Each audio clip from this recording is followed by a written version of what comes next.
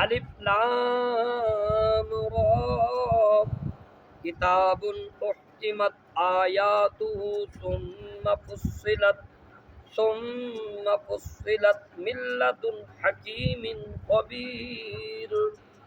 اللہ تعبدوا الا اللہ اننی لکم منہ نذیر وبشیر وَأَنِ اسْتَغْفِرُوا رَبَّكُمْ ثُمَّ تُوبُوا إِلَيْهِ يُمَتِّعْكُم مَّتَاعًا حَسَنًا إِلَىٰ أَجَلٍ مُّسَمًّى وَيُؤْتِ كُلَّ ذِي فَضْلٍ فَضْلَهُ وَإِن تَوَلَّوْا فَإِنِّي أَخَافُ عَلَيْكُمْ عَذَابَ يَوْمٍ كَبِيرٍ۔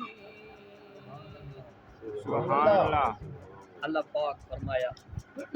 الف لام را حروف مقطعات ہیں، کتاب یہ کتاب احکمت حکمت بھری ہے، آیاتہ اس کی آیات سے، یا یہ کتاب مستحکم کر دی گئی ہے اس کی آیات سے، ثم پھر فصلت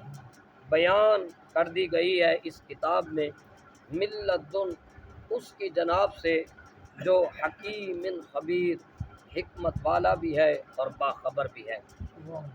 اللہ تعبدو اس کتاب کا مدعا اور حکم یہ ہے کہ نہ تم عبادت کرو الا اللہ صرف اللہ کی کرو، اننی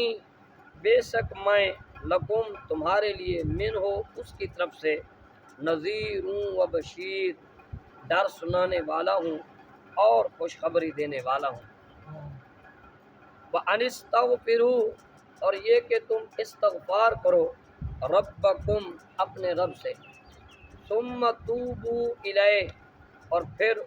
اس کی بارگاہ میں توبہ کرو، یمتعکم